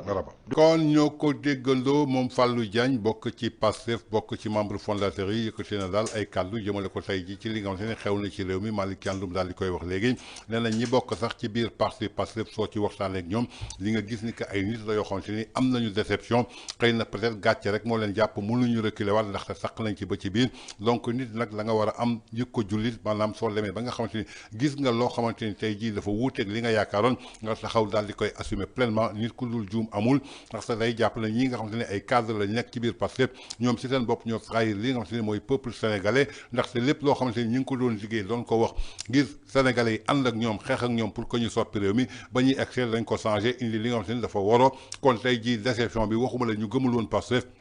waaye ñi nekk ci biir Pastef bari na ci ñoo xamante ne tey jii wan nañu Pastef ginnaaw xëy na nag seen ngor moo leen mayul daal ñu génn daal di koy fësal ndaxte lémbu lañ jàmmaarloog ñoo xamante ne dañ taxoon ne carrément gëmuñu leen loolu nag lu jikko jullit. Toujours dans votre acte du jour de ce 7 août 2025 sur VIP People TV suñu jógee foofu lañ dem seet ji les réalisations et les bilans bi nga xam te ni moom le président Macky Sall def na ko 12 ans bi ñu ko dénkee boppu réewu Sénégal ginnaaw nag bi nga xam te ni régime Pastef bi ñu dañu fekk daal nee nañ ñoom li ñu doon na maanaam mooy benn réew moo xam te ni ci 4e sous-sol la nekk réew la boo xam te ni dañ koy yàq-yàqet est-ce que tey jii Macky Sall lu mu leen jox ak tey jii li nga xam te ni ñoo ngi koy wax est-ce que benn la nañ déglu ji reportage bi nga xam te ni def nañ ko ci l'ancien président de la République Macky Sall ginnaaw nag bu mu occupé fauteuil présidentiel fii ci Sénégal de 2012 ba 2024 ci leelu soir. Le président de la République, son Excellence, M. Macky Sall, reste une référence pour les pays émergents. L'attractivité croissante de tous les secteurs d'activité et la dynamique des politiques publiques mises en place dans le cadre du PSE garantissent une place de choix à ce pays en pleine mutation. De par ses ambitions d'émergence, le Sénégal déroule une gamme de réalisations et de services dans tous les domaines où le label Made in Sénégal démontre toute son expertise. Le portuaire, l'aéroportuaire, le ferroviaire ainsi que le secteur minier placent les faisceaux sur les belles opportunités d'investissement qu'offre le pays de la Teranga. Le plan Sénégal émergent, cadre référentiel de toutes les politiques publiques, requiert la pleine exploitation des atouts offerts par d'autres secteurs clés comme l'agriculture, l'élevage ou l'agroalimentaire. Le gouvernement s'est aussi attelé à mettre en œuvre le programme de réforme sur l'environnement des affaires et de la compétitivité qui est dans sa 3e déclinaison avec le plan d'action prioritaire ajusté et accéléré PAP2A, afin de permettre au secteur privé de jouer pleinement son rôle moteur de création de richesses et d'emplois. Cela se traduit par une simplification des textes et la dématérialisation progressive des procédures liées au commerce et à l'investissement, à une baisse des coûts pour accroître l'attractivité et la compétitivité des entreprises. L'impact de ces réformes, sous-tendu par une forte volonté politique et une bonne gestion du cadre macroéconomique, a permis une augmentation conséquente des investissements directs étrangers et l'éclosion de PME championnes dans leur domaine avec une capacité d'innovation qui leur ouvre les portes de l'économie mondiale. Le renforcement du capital humain, de la protection sociale, du développement durable et de la bonne gouvernance ont aussi contribué à renforcer l'image d'un pays moderne, stable et crédité d'une réelle reconnaissance internationale. La nouvelle ville de Diamniadio, à 30 minutes de la capitale, livre tous ses projets de dernière génération, comme le parc industriel intégré de Diamniadio, le centre international de conférences, les sphères ministérielles, la maison des Nations Unies, le marché d'intérêt national, une gare ferroviaire, une gare des gros porteurs, un stade omnisport et un stade olympique qui peut aujourd'hui abriter les plus grandes affiches sportives.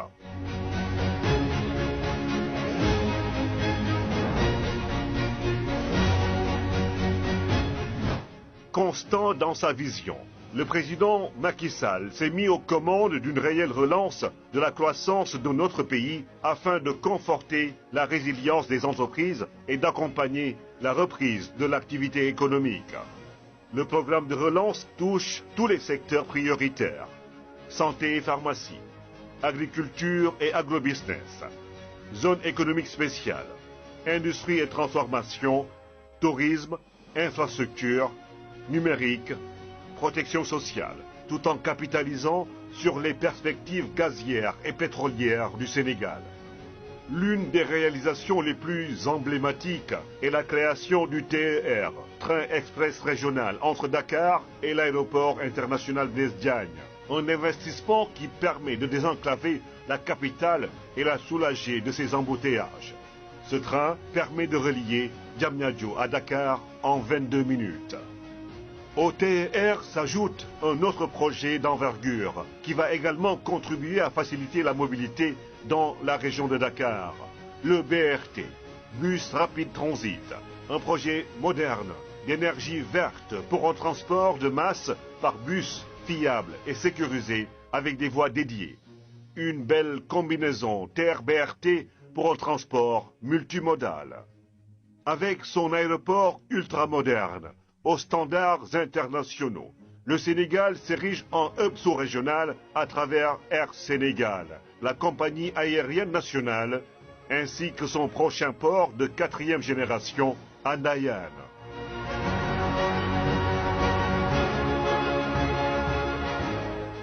Le Sénégal a construit de vrais moyens de communication avec les ponts de la Casamance et de Foundiougne qui ont désenclavé des pôles géographiques importants.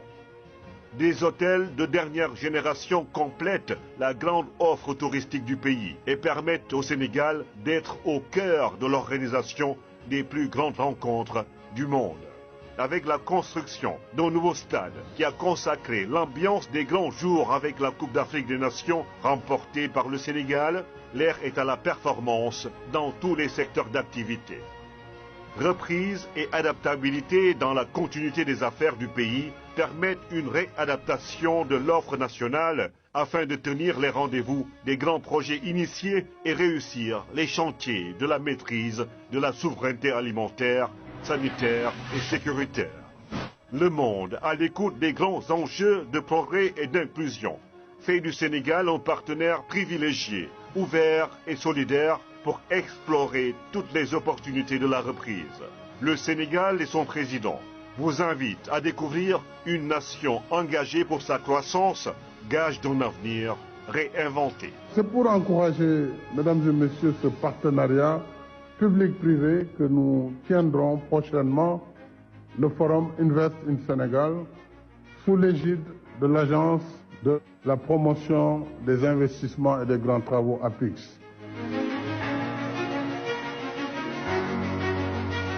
Kon ñoo ko déggandoo, l'ancien président de la République du Sénégal, son excellence monsieur Macky Sall, reste une référence pour les pays émergents. loolu rek doy na tontu jëmale ko ci ko hérité réew boo xamante ni daal na nga ko fekk 4e sous-sol ndaxte réew moo fekk 4e sous-sol yaakaar naa ni kooku lu doon référence jëmale ko lay ci pays émergents ndaxte lépp loo xamante ni teg na ko ci ay projet yéen a ko doon na yéen a ngi ci teg seen sànq teg ci seen loxo askan bi di yeewu suba ngoon guddeeg bëccëg di ko gis àdduna wërngal këpp li ci teg seen bët kon son sànni mën naa bañ a sore ndaxte ku nekk sa bopp doy la misaal ni ko Olaf Ndiaye di waxee lu ne fàng nag kenn du ko jeex lu ma sore ci commentaire bi damay bàyyi internautes yi ku ci nekk defal boppam commentaire am ndax Macky Sall dafa leen légué un pays boo xamante ni dafa nekk en ruine est-ce que Macky Sall da leen légué pays boo xamante ni 4e sous-sol la nekk est-ce que kay ji su loolu loolu la leen légué Macky Sall tey ji dina nekk référence jëmale ko daal ci les pays en émergence. Toujours dans votre acte du jour de ce 7 août 2025 sur VIP People TV suñ fa jógee la ñuy dem seet yi la réaction de Aïssatou Diop Fall ginnaaw nag bi nga xamante ne libéré nañu kii li Moustapha Diakhaté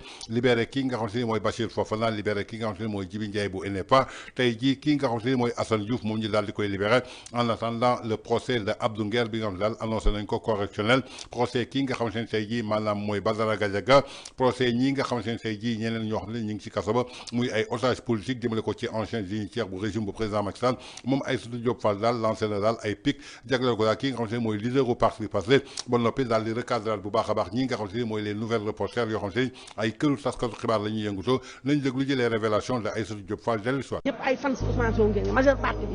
da ngeen a yàgg fan Sonko ndax moo leen jaay da ngeen bëgg fu guerrier bu jógee def casquette def capuche dégg nga di boyul te yéen seen maam la ngeen daw fan ko ndax bu ngeen xoolee Macky Sall à côté ak biirum bi ngande bi ngeen ne kii biiru maafe la yor kee xale la jeune homme la ngeen di imaginer di rêver te xam nga Ousou nee naa ku ko jox sa nopp bi 5 minutes mu yóbbu nopp bi dem yéen ñëpp ngeen imaginer Ousmane Sonko bu ñëwee di ngeen nekk di ngeen dégg ministre di ngeen dégg DG Sénégal day nekk comme je sais pas Eldorado et tout ça ndax lépp ci boylu ba mu ñëwee yéen ñii ñëpp tey bu doon sama yëfu Cour suprême boobu tey je dis c'est juste la première marche bu dee Cour suprême bi amul woon yéen seen téléphone yii ngeen di doxalee di ci daan seen doole lu mu ndaw fin du mois ngeen am sàccu leen fenu leen seen téléphone yii ngeen yor tey kenn ku nekk si yéen moom nga yoree sa njaboot yor sa bopp moo lay jox dignité ndax dignité salaire moo koy joxe dignité du may du tàllal loxo léegi nag ñun presse bi ñun ñoo nangu moo tax je dis tout le temps et je le répète c'est très bien fait pour nous li ñu dal ci Ousmane Sonko c'est bien fait parce que ñun ñoo may Ousmane Sonko ñun presse bi ñoo may Ousmane Sonko lu ñu mayul woon Macky Sall te Macky Sall bëgg na lu Ousmane Sonko am de ndax ku fi ñëw gouvernement bu fi ñëw da ngay ñaan yàlla am presse bu rëpp te kun gouvernement bu fi ñëw régime bu fi ñëw ba nga nekk ci opposition presse ñoo doon sa xarit boo demee ba gagné escalier bi nga jéegoon muy presse bi moom ngay damm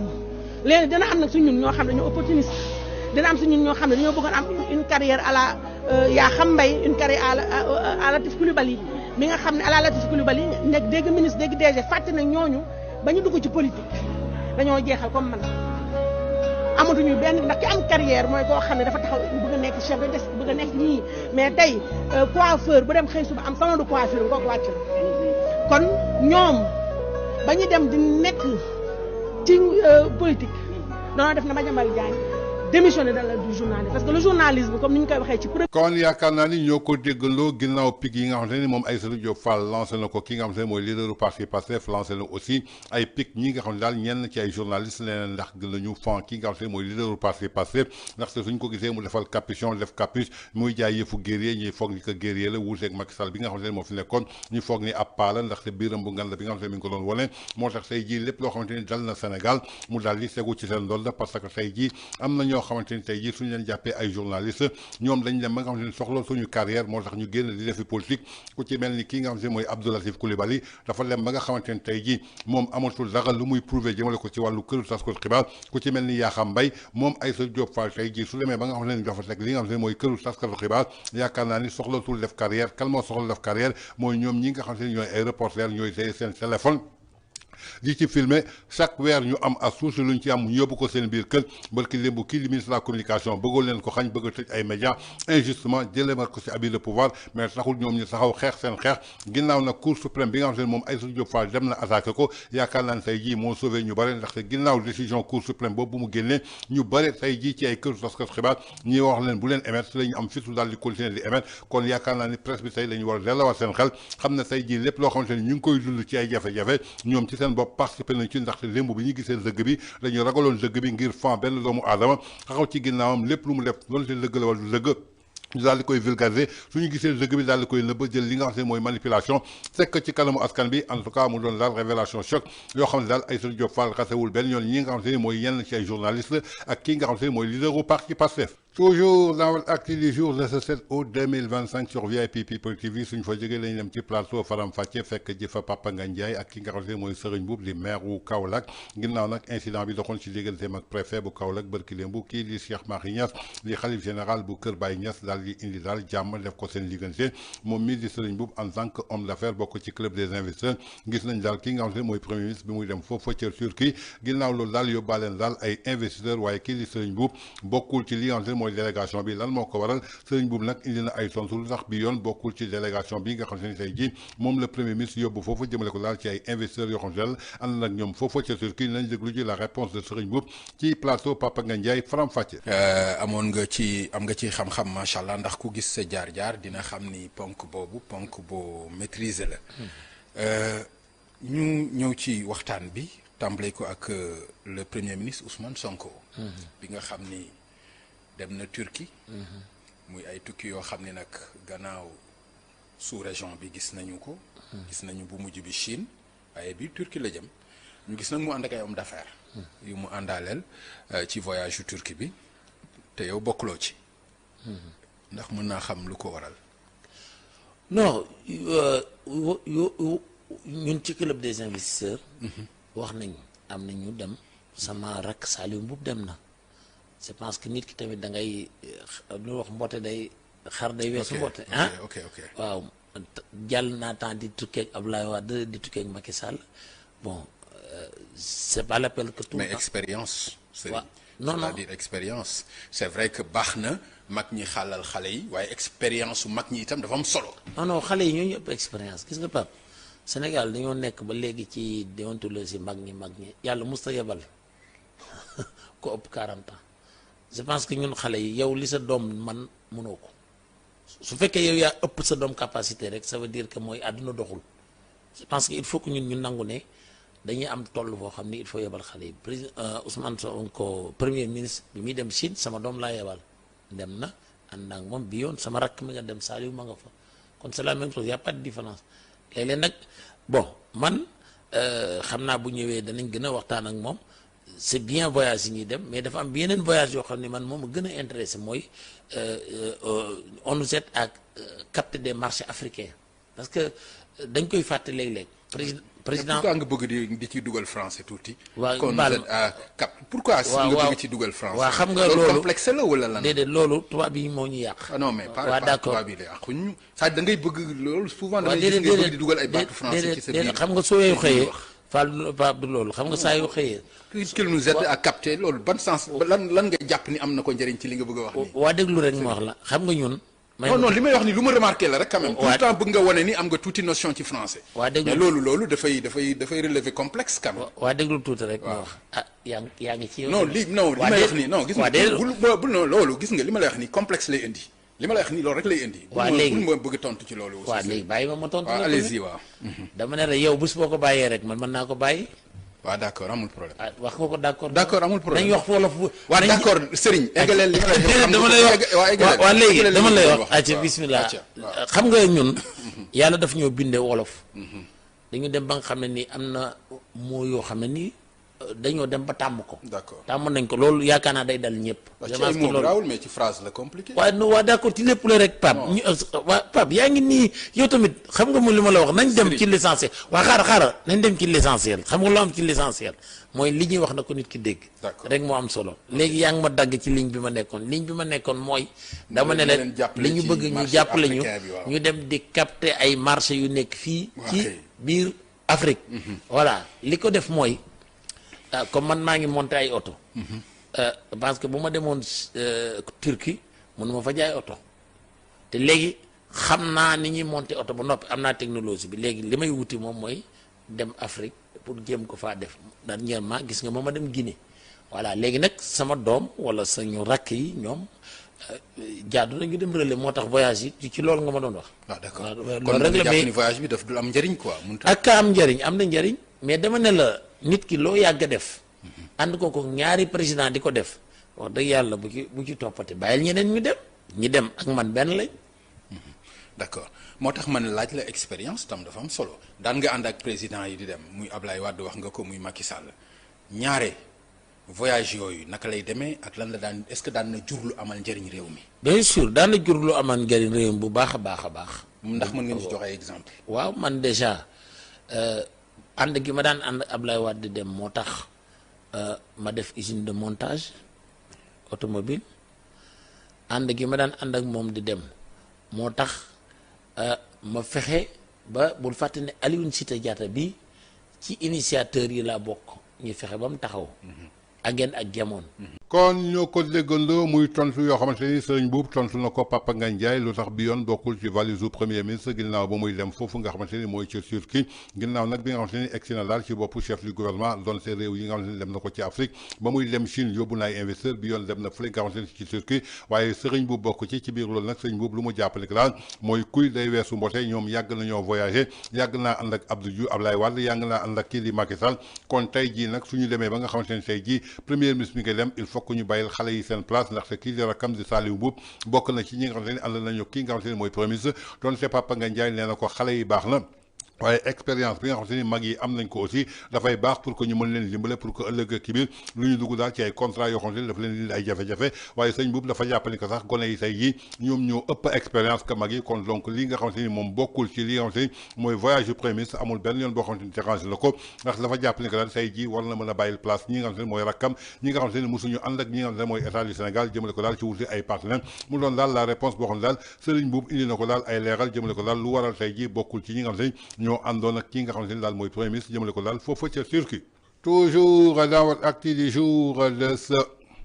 7 août 2025 sur VIP People TV suñ fa jógee la ñuy seet ci l'honorable député de la 14e législature Adjaratou Coura Macky depuis Las Vegas ginnaaw nag bu mu defee ay révélation yu doy waar comme nuñ ko gisee chaque jour bi nga xamante ni daal yeewu na dina jël bëtam teg ko ci Sénégal daal di xool actualité bi fu mu toll mu continué daal di ci joxe xalaatam dama bëgg ñu déglu ji les graves révélations de Adjaratou Coura Macky depuis Las Vegas.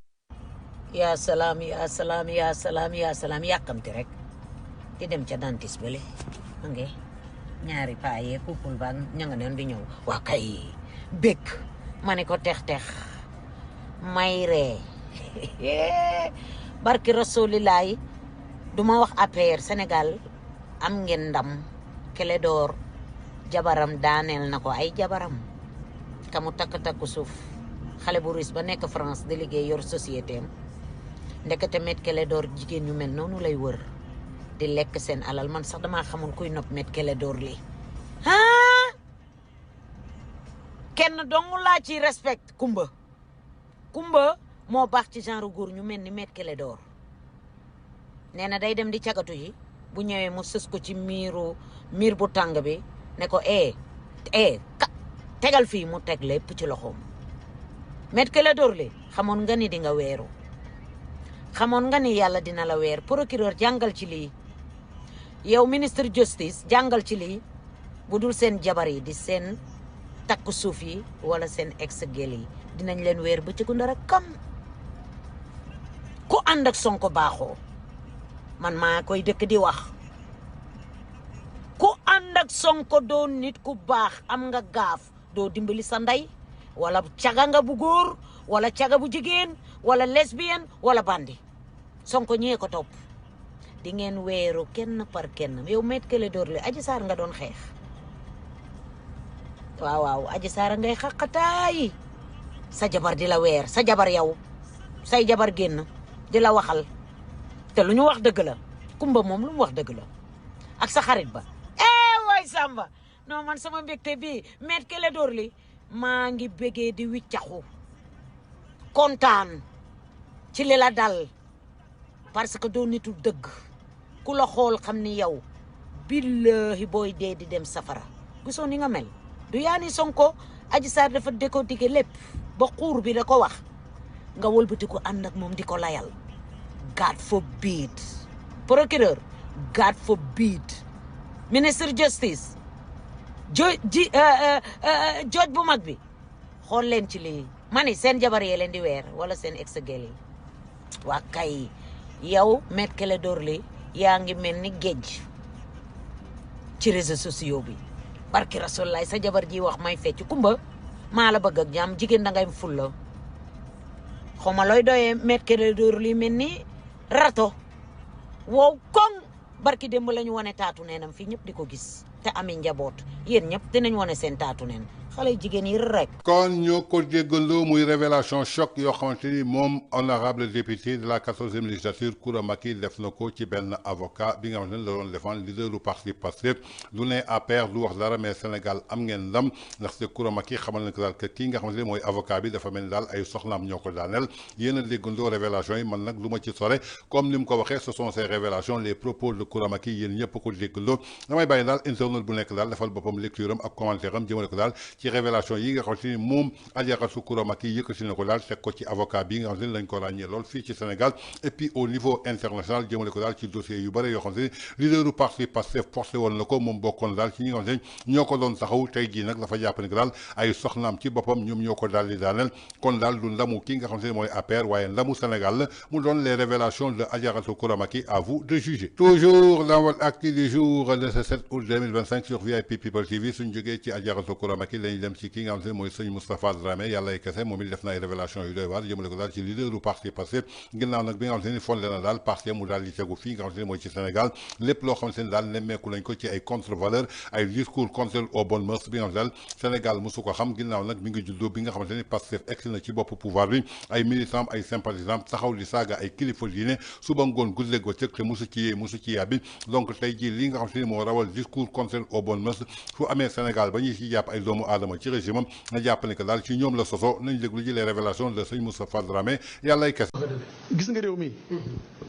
Ousmane Sonko bu ci nit ñi waxut ñaan ko ngir jëmmi rasulillahi mu noppi danañ mos wax loo xam ne moo gis ay nit ñuy dóoranti xam nga waa ji Sonko ci moom laa mos a gisee ci bëgg nguuram moom Ousmane Sonko laa mos a gisee nit taxaw ci internet di tudd xalifa général des mourides di ko saaga ndey loolu barki Cheikhouna Tidiane yi ñëpp gis nañ ko ci live fi ci nguuru Ousmane Sonko. kan moo def loolu. xaaral ci bëgg nguur gi Ousmane Sonko bëggoon nguur ci laa mos a gisee ku mel ni sëñ Mountakha Mbacké. waaw président Khadimou Rassoul Ahmadou Bamba.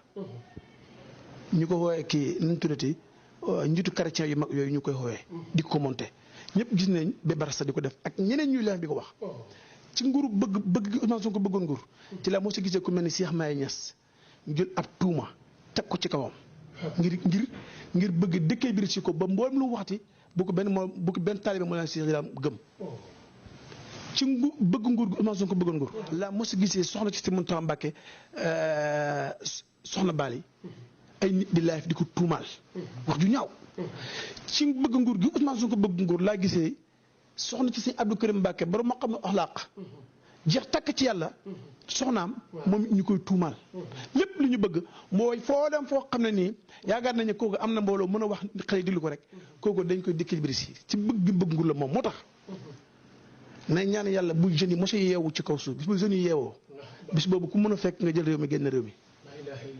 ndax yàlla dafa màndu te ki yor dëgg ak ki yoru kenn xam ko ku yàlla kon ci dëkk bi ñëpp ñu baax ñëpp taxal nañ leen ba ci xalifa si di Tijaan sëñ si Mansour yàlla ko yàlla mi fa nu gudd waane wér lool xas nañu ko tuumaal ko ndax bëgg nguur gi waaj bëggoon nguur te ñëpp ñu ko def ay nit la ñoo xam ne dañoo taxaw ñëpp di leen dégg ñu ne ñoom dañoo porté Pastef di ko défendre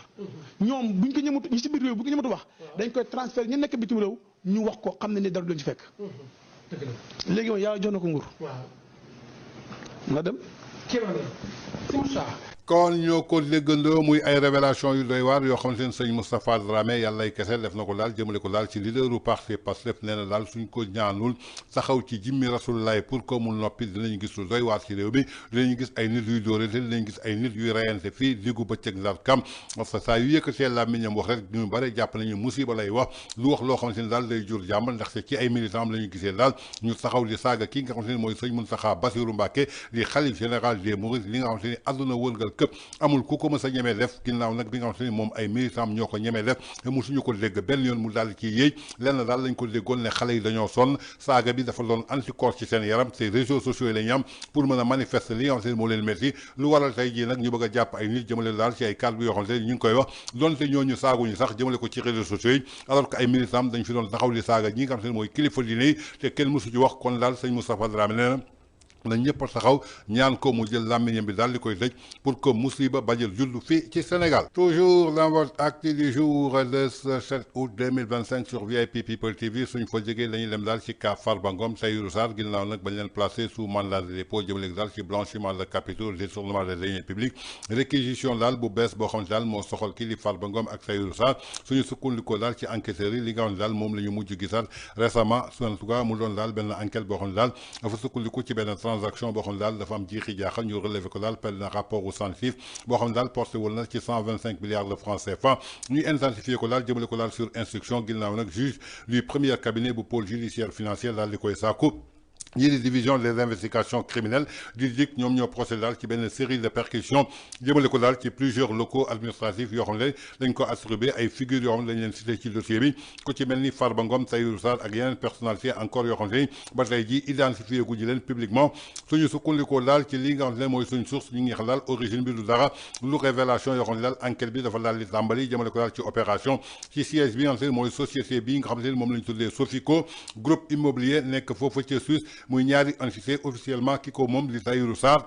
muy ay investigation yoo xamante ne tey jii dafa poursuivre jëmale ko daal ci li nga xamante ne mooy adresse yu ñu enregistré ci turu lu di SCP jëmale ko daal ci ABA ak ki nga xamante ne mooy SCP ñu tuddee ko Dowuru mu doon ay sociétés yu ñu attribué ki nga xamante ne mooy Farba Ngom di l'honorable député maire de Agnam ginnaaw nag bi ñu mettre en place benn découverte inattendue ci ay ñi nga xamante ne mooy agent yu division des investigations criminelles ci locaux yi nga xam daal moo abrité woon lépp loo xamante ne tey jii ay employés nekkoon foofa ca ambassade des États-Unis bu Sénégal ñu ngi xamal daal néanmoins que li nga xamante ne tey jii mën nañ ci sukkandiku daal ci ay recherche précisément enquêteurs yi mais dañuy sukkandiku daal daal di évoquer ay contestation jëmale ko daal ci li nga xamante ne mooy benn tour boo xamante ne mën nañ ko poursuivre foofu nga xamante ne mooy ca Derklé jëmale ko daal ci benn société Kansong investissement Sassou ñu enregistré ko ci turu ki nga xamante ne mooy Ismaïla Ngom di rakk ci ki nga xamante ne mooy l'honorable député maire la Agnam Farba Ngom ginnaaw nag lépp loo xamante ne relevé nañ ko gisuñu benn adresse boo xam ne dañ ko déclaré jëmale ko daal ci ay constat yoo xamante ne moo nekk foofu ci rue Félix Houphouët muy benn siège social boo xamante ne lii di société Méga Plus Sarl également ñu mentionné ko daal ci beneen rapport boo xamante ne Sentif moo ko def mu correspondre ak adresse boo xamante ne lañ ko fournir ci création bi nga xamante ne mooy ay incohérences yu ñu relevé ci ay percussions ginnaaw nag bi ñu interrogé ci réalité bi dafa jëm daal ci ay structure yoo xam ne dafa concerné beneen traçabilité ci ay fonds yu ñu mentionné daal ci benn rapport u Sensible ginnaaw nag bi nga xamante ne say ji lépp loo xamante ne ñu ngi koy alerté ci ay potentielle opération de blanchiment mu doon daal réquisition bu bees boo xam ne daal enquêteurs yi daal surveillé war nañ ko ci dossier kii nga xamante ni mooy Farba Ngom ak Tahirou Sarr ci ay sociétés yoo xam ne daal ci seen tur la nekk moom daal ay incohérence mu nekkoon daal loo xamante ni moo beesaat say ji sur dossier yi suñu source daal di koy indil merci beaucoup c'était tout pour votre actu du jour quant à moi je vous retrouve la prochaine fois.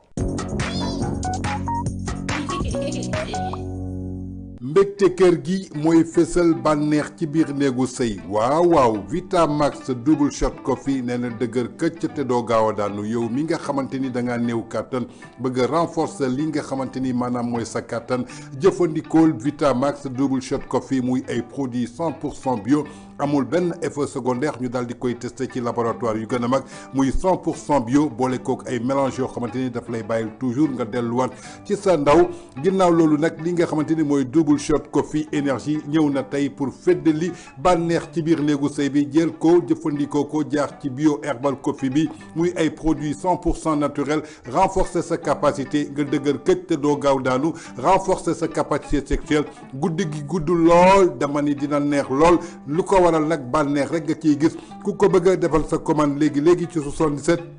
751 59 59 ñu daal di koy livré muy ay produits yoo xamante ni da ngay jël sachet bi def ci ndox bu tàng doo ci boole suukar daal di koy naan ñaari fan la lay téye dama ni dëgër këcc te doo gaaw daanu defal sa commande léegi ci 77 751 59 59.